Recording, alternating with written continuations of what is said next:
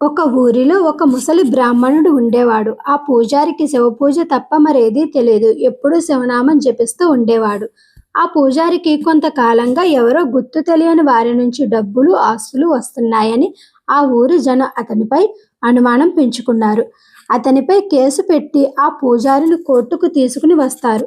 అప్పుడు జడ్జి, నీకు ఇన్ని ఆస్తులు ఎలా వచ్చాయి? నువ్వు ఏదైనా తప్పుడు పని చేస్తున్నావా ఏంటి చెప్పు అని అడగ్గా, నేను ఏ తప్పు చెయ్యలేదు. ఈ ఆస్తులు నాకు అన్యాయంగా వచ్చింది కాదు అని చెప్పగా, అయితే ఇంత ఆస్తి నీకు ఎలా వచ్చిందో చెప్పండి అంటే, అప్పుడు పూజారి ఇలా చెప్పడం మొదలుపెట్టాడు. కొన్ని సంవత్సరాల క్రితం నేను సముద్రపు ఒడ్డున సంధ్యావందనం చేసుకుంటుంటే ఎక్కడి నుంచో ఒక జంట వచ్చి ఆత్మహత్య చేసుకోవాలని ప్రయత్నించింది.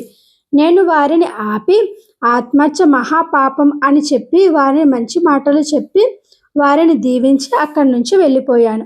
కొన్ని సంవత్సరాల తరువాత నన్ను వెతుక్కుంటూ నా దగ్గరికి వచ్చిన ఆ జంట, ఆ రోజు మీరు చెప్పిన మంచి మాటల వల్లే ఈరోజు మేము ఇంత సంతోషంగా ఉన్నాము అని నాకు కొంత ధనాన్ని ఇచ్చి వెళ్ళిపోయారు.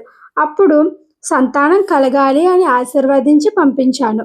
మళ్ళీ కొన్నాళ్లకు పుట్టిన కొడుకును తీసుకుని వచ్చి ఆశీర్వదించమని అడిగారు. అప్పుడు మీ కొడుకు పెద్దవాడై మీ పేరు ప్రతిష్టలు నిలబెడతాడు అని దీవించి పంపించాను. వాళ్ళు సంతోషంగా వెళ్ళిపోయారు. ఈ మధ్య కాలంలో ఆ దంపతులు నా దగ్గరకు వచ్చి, మా కొడుకు పెద్దవాడై మంచి ఉద్యోగంలో ఉన్నాడు అని చెప్పి, మీరు మమ్మల్ని ఆ రోజున మేము తీసుకున్న నిర్ణయం తప్పు అని చెప్పి మాకు మంచి జరగాలని దీవించి పంపించారు. మీ దీవెనలే మాకు వెన్నంటే ఉండి మేము ఈరోజు పిల్లా పాపలతో ఎంతో సంతోషంగా ఉన్నాము. అందుకే మా ఆస్తిలో కొంత భాగం మీకు రాసి ఇస్తున్నాము అని నాకు చెప్పి ఇచ్చి వెళ్ళిపోయారు అని పూజారి జడ్జితో చెప్పడంతో జడ్జి కొంతసేపు ఆలోచించి, మీరు ఏ తప్పు చెయ్యలేదు, ఆ ఆస్తి మీరు నీతిగానే సంపాదించారు అని తీర్పు చెప్పాడు.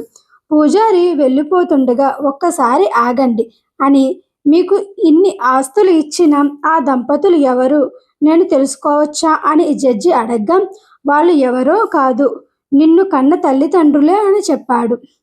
మనం మంచి మనసుతో దీవించడంతో ఆ దీవెనలు ఎప్పటికీ వృధా పోవు.